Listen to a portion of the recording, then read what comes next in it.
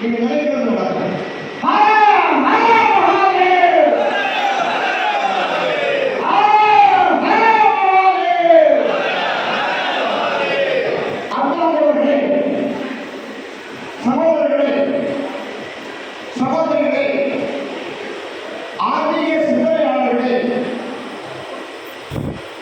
மகேஸ்வரனுடைய சேவையை செய்து மக்களுக்காக பணியாற்றிக் கொண்டிருக்கக்கூடிய உழவாளர் தொழிலை செய்து கொண்டிருக்கக்கூடிய அன்பு சகோதரிகளே சகோதரர்களே, அகில பாரத இந்து மகாசபாவுடைய நிர்வாகிகளே, சத்து மகாசபாவுடைய மாநில தலைவர் ராஜியவர்களே, இங்கே வந்து நமக்கெல்லாம் ஆசிரியை வழங்கி அற்புதமான ஒரு சூழ்நிலையை உருவாக்கி சென்றிருக்கக்கூடிய திருவாரூரை சார்ந்த சங்கரநாராயணன் சுவாமி அவர்களே, நம்முடைய சூரியநாத் கோவிலுடைய மடாதிபதி அவர்களே, நமக்கெல்லாம் அற்புதமாக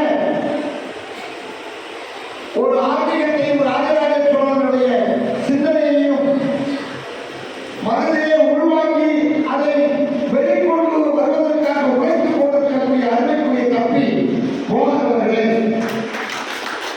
அவர் கையில் ஒரு செல்போன படம் சார், அப்படி ஒரு ராஜராஜ சோழன் படத்தை நான் பார்த்தேன். அப்படி அற்புதமாக வடிவமைத்து இப்படித்தான் ராஜராஜ சோழனுக்கு சிறை அமைக்க வேண்டும் என்ற சிந்தனையை சொல்லிக் கொண்டிருக்கிறார்கள் தம்பி மோகன். அதோடு ராஜராஜ சோழனுடைய வரலாறை கிடைக்கக்கூடிய நேரத்தில் உடனே ராமதாசனை பாராட்ட சரியான ஆனந்தான் தொகுப்பாளர்கள் கொடுக்கிறார். கிடைக்கக்கூடிய நேரத்தில் ராஜராஜ சோழனுடைய வரலாறை கொஞ்சமாக நச்சரித்து யாருமே ராஜராஜ சோழன் எதற்காக அவருக்கு மணிமண்டபம் ஏன் கட்ட வேண்டும், ராஜராஜ சோழனுக்கு மணிமண்டபம் என்று நம்முடைய மனதிலே ஆழ விதைத்துக் கொண்டிருக்கக்கூடிய அன்புக்குரிய சகோதரி அவர்களே, உண்மையிலேயே இந்த நிகழ்ச்சி அவர்களாலே அவர்களால் இந்த நிகழ்ச்சியை நம்மளிடத்தில் யார் நடத்துகிறார்? பகவதி எல்லாம் அவருடைய காரணமாக 1000 வருடம் கழித்து ஒருவருக்கு மணிமண்டபம் அமைக்க வேண்டும் என்று ஒரு நிகழ்ச்சி. அப்ப அவருடைய உழைப்பு எப்படிப்பட்ட உழைப்பாக இருக்கும்? காலம் கடந்து போனாலும் அத்தனை பேரும் மறைந்திருந்தாலும் மீண்டும் மீண்டும் ஒரு புத்துணர்வு, அதற்கான ஏற்பாடுகளை நாம் அத்தனை பேரும் செய்து கொண்டிருக்கிறோம் என்று சொன்னால் உண்மையிலேயே அந்த ராஜராஜ சோழனுக்கு மணிமண்டபம் வந்தாச்சு. சுவாமிகளுடைய ஆசை இருக்கிறது, உங்களுடைய அன்பு இருக்கிறது, வந்தாச்சு. அதற்கான ஒரு முறை, அதற்கான ஒரு கரு இந்த சத்தியமட்டிலே கும்பகோணத்திலே இன்று விதைக்கப்பட்டிருக்கிறது. வெகு விரைவில் அது விருட்சமாக வாழும். அந்த சூழ்நிலையை ஏற்படுத்துவோம். உண்மையிலே சகோதரர்களே, நம்முடைய திருவாரூர் சாமி பேசுகிற போது 2 விஷயத்தை ஞாபகப்படுறாங்க. எது இருந்தால் இந்துக்களாக இருப்பார்கள். எதை விட்டால் பிட்டம் தெரியும். ஏன்னா அவங்க பிட்டம் முடிச்சு போய் என்ன செய்யணுங்கிற விவரம் தெரியாம 1000 ரூபாய் கொடுக்குறா, கோட்டை கொடுக்குறா, பிரியாணி கொடுக்குறாங்கன்னா நம்ம அவங்க ஒருத்தாங்கலாம் போகக்கூடிய ஒரு சூழ்நிலை இருக்கு. ஒருவர் பேசுறாங்க, நம்முடைய நிர்மலா மாதாஜி பேசுறாங்க, நம்மளை இப்படிதான் ஏசுவதற்கு ஓட்டு போட்டு உட்கார்ந்து இருக்கோமே, இது நியாயமா, இது தர்மமா, ஏன் இந்துக்களே இப்படி இருக்கலாமா அப்படின்னா நம்ம பேசுறாங்க. சுவாமி எல்லாம் சொன்னார், இப்படி இருக்கக்கூடிய மக்களை எப்படி இந்துவாக்குவது? தமிழகத்தில் 75% இந்துக்கள் நாம் தான் இருக்கோம். தமிழகத்தினுடைய ஜனத்தொகையில இந்துக்கள் தான் அதிகம்.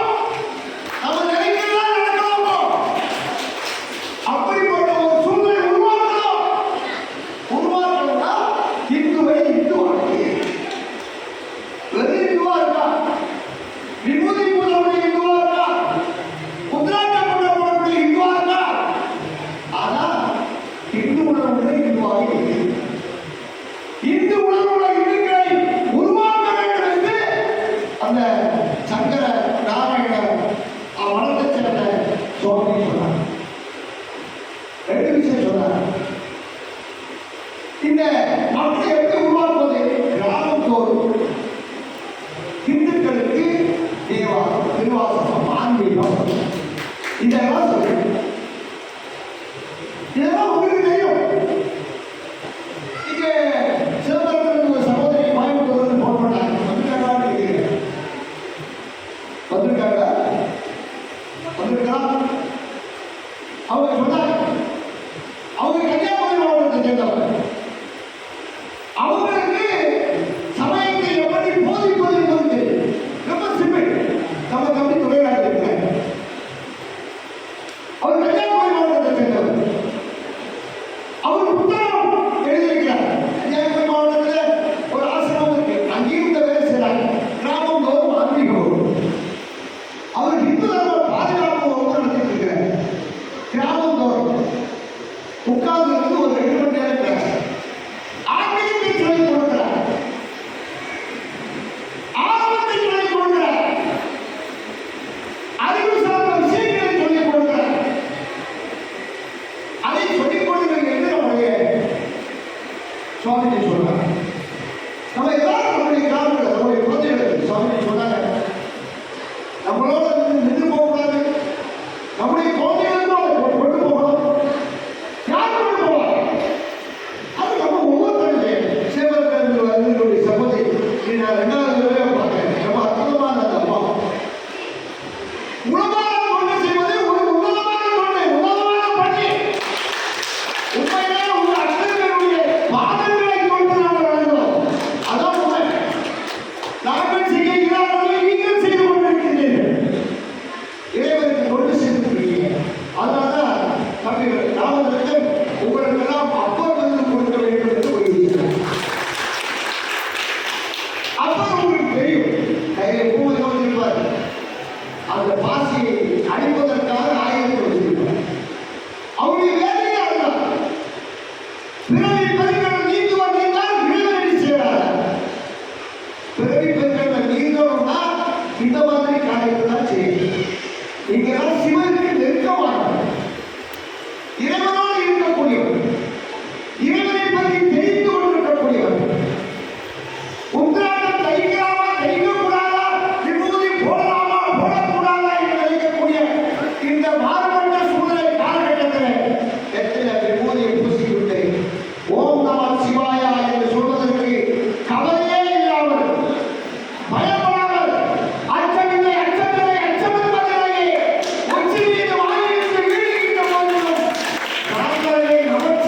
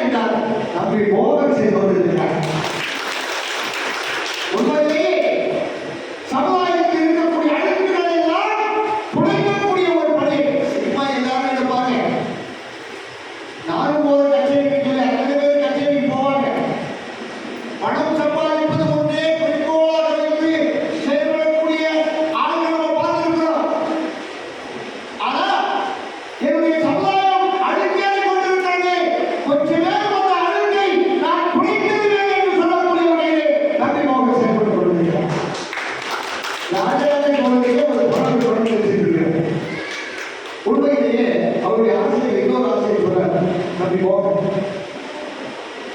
கல்வி சுற்றுலாவாக இந்த தஞ்சை பிரகதீஸ்வரருடைய கோயில் பார்க்கணும். பாடபுத்தகத்துல கொஞ்சம் ராஜராஜ சோழர் கங்கை வென்றார், கடாரம் கொண்டார் இல்லையா, கொஞ்சம் அவரோடு போயிடலாம். உண்மையிலேயே தஞ்சை பிரகதீஸ்வரர் ஆலயம் அதனுடைய பெருமை, ராஜராஜ சோழன் அவனுடைய பெருமையை மக்கள் தெரிந்து கொண்டார்கள் என்று சொன்னார். நமக்கெல்லாம் ஒரு கர்வம் வரும், நமக்கெல்லாம் ஒரு ஆழம் வரும். தமிழ் என்பது பெருமை வரும், தமிழ் என்பது பெரியார் பெருமை, தமிழ் என்பது ராஜராஜ சோழனை பார்த்தால்தான் பெருமை. நம்முடைய சாமி சொன்னது மாதிரி இது பெரியார் இல்லை, அவன் அப்பனுக்கு அப்பன் ராஜராஜ சோழன் பிறந்தவனே. இது ஆன்மீகமன். எவ்வளவு ராஜா வந்திருக்கிறார், எல்லா ராஜாக்களும் செய்திருக்க போகிறது. சோழன், பாண்டியன், சேரன், திருமலை நாயக்கருடைய அந்த பாரம்பரியம் அன்றைக்கு கூட ஆலயத்தை பாதுகாக்கக்கூடிய பாரம்பரியம் தமிழகத்தை அல்லாதவர்களே. ஆனால் இன்றைக்கு தம்பி செந்தில் சொல்வதை போல ஆலயத்திலே அழுக்கே இருக்கிறது. ஆலயம் இருக்கிறது, ஆலயத்தை வைத்துக் கொண்டிருக்கக்கூடிய பாதுகாவலுடைய மனதிலே அழுக்கே இருக்கிறது. ஆனால் கூட நமக்கு சந்தோஷம் தான் இந்த ஆட்சியை பார்த்து. இந்த ஆட்சி அவ்வளவு போனோம். நீங்க கோவில் விரோத ஆட்சிக்கு யாராவது நினைச்சது தப்பு, அது நான் சொல்ல மாட்டேன். இன்றைக்கு அகில உலக உருவட்ட மாநாடு நடக்கிறது. அவன் அகில உலக உருவட்டனுடைய மாநாடு பழனியிலே. அப்ப இது வந்து ஆன்மீக அரசா இல்லையா? இந்த அரசுமே திராவிட அரசு இல்லை, திராவிட மாடல்னாலே அது ஆன்மீக மாடல் தான். ஆன்மீக அரசு தான் இந்த அரசு. சும்மா அவர்கள் விவரம் தெரியாம இது வந்து திராவிட மாடல், திராவிட மாடல், திராவிட மாடல்னாலே அது ஆன்மீகம் தான். தம்பி குருமூர்த்தி இங்க திருத்தணியில சுவாமி மலையில குருமூர்த்தி மாநாடு நடந்தது. இது அவரு நடந்தது, அவரு நடந்தது குருமூர்த்தி மாநாடு. நான் நடந்து வேண்டாம் சொல்றாங்க பழைய மிகப்பெரிய மாநாடு. அதான் தஞ்சைக்கு மண்ணுக்கு அவ்வளவு சிறப்பு இருக்கு. இது இப்ப கூட பாருங்க, ராஜராஜ சோழனுக்கு சூரியனார் கோவிலுடைய அந்த மடாதிபதி கோவில் அமைப்பாரா, இந்து மகாசபா கமிட்டி வைக்கிறதா, கோவில் உதவி செய்கிறாரா, நாங்களே செய்வோம் என்று தமிழர்கள் சொல்றாங்க.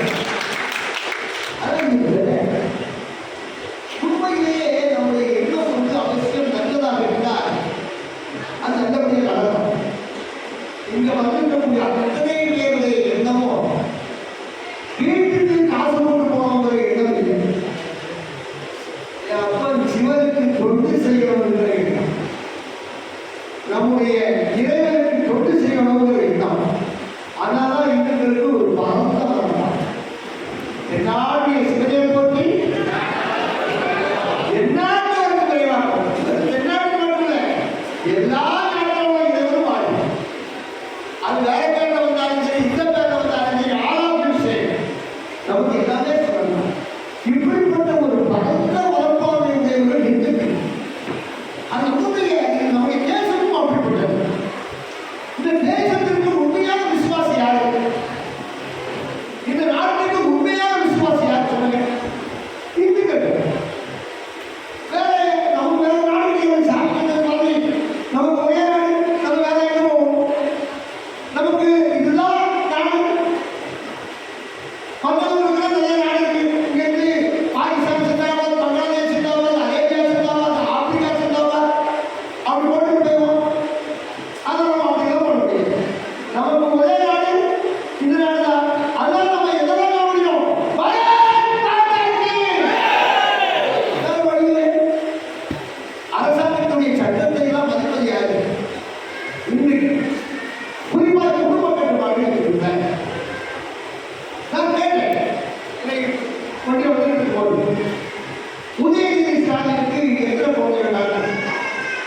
2. அப்போ பூங்கா சாலைக்கு எத்தனை குழந்தைன்னு கேட்டாங்க. 2. அப்போ அவரு அது அப்பாவுக்கு நான் கேட்கிறேன். அது வேண்டாம், அது காலம் நடந்து வரும். அதுக்குள்ள நான் போகிறேன். நான் எது சொல்ல வரேன்னா, இங்கே இருக்கக்கூடிய கிறிஸ்தவர்கள் என்ன போகிறாங்கன்னா, இந்த நாட்டை கிறிஸ்தவ நாடாக மாற்றணும். அப்ப எப்படி மாற்ற முடியும்? ஒன்று மதம் மாற்றணும், இல்லைன்னா குடும்ப கட்டுப்பாடு செய்வது பாவம் என்று நினைப்பவர்கள் கிறிஸ்தவர்கள், குடும்ப கட்டுப்பாடு செய்ய மாட்டேன் என்று சொல்லக்கூடியவர்கள் முஸ்லிம்கள்.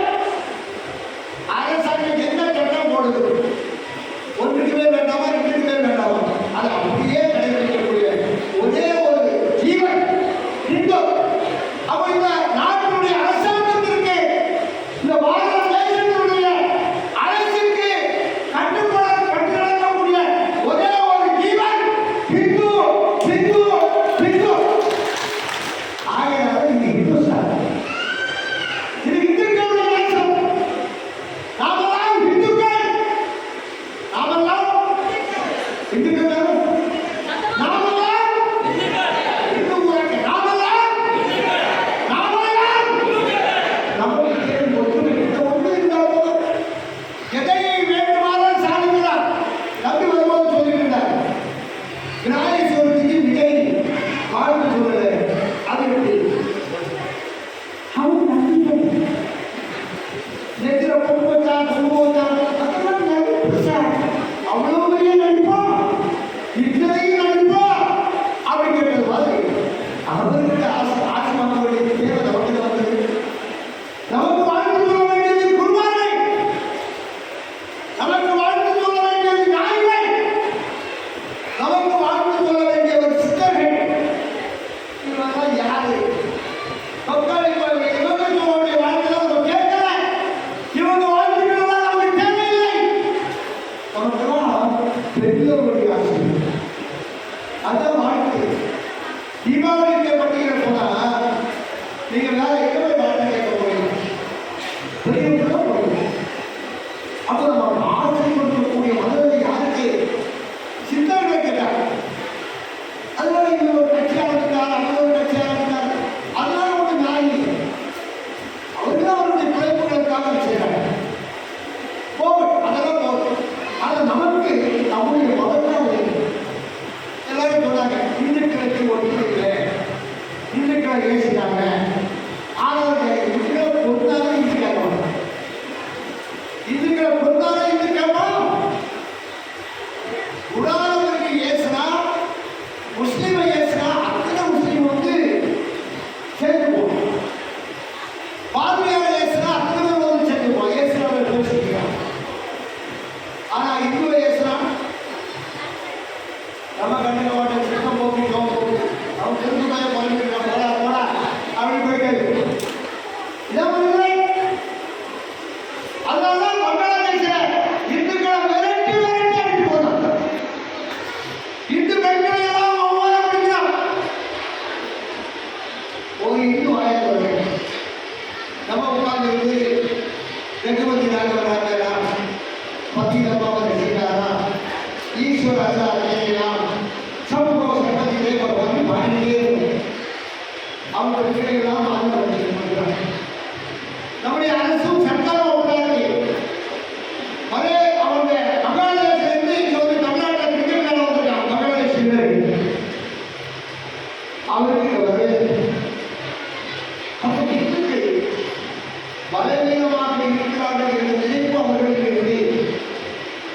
அப்படி இல்லை, இந்துக்கள் பலவீனமானவர்கள் அல்ல, இந்துக்களுடைய வாழ்க்கை கோழைகளுடைய வாழ்க்கை அல்ல, இந்துக்கள் கோழைகள் அல்ல. பரமசிவனாக இருந்தாலும் ஈஸ்வரத்தை வச்சிருக்காரு, முருகனாக இருந்தாலும் வேலை வச்சிருக்காரு, அங்க ஐயப்பனாக இருந்தாலும் வேலை வச்சிருக்காரு இல்லையா? நம்முடைய சாமியெல்லாம் சக்தி சாமி, நம்ம வணங்கக்கூடிய சாமியெல்லாம் தர்மத்தை பாதுகாக்கக்கூடிய சாமி, அதர்மத்தை அழிக்கக்கூடிய சாமி. ஆகையாலே சகோதரர்களே, நம்முடைய தர்மத்தை பாதுகாக்க நாம் தயாராக வேண்டும். எதா தர்மத்தை கிராமின் பகுதி மாறாங்க தர்மத்தை பாதுகாப்பதற்கு நான் வருவேன். பகவான் கீதையில் சொல்லியிருக்கார். ஆக இந்த தர்மத்தை பாதுகாக்கக்கூடியவர்கள் யாராக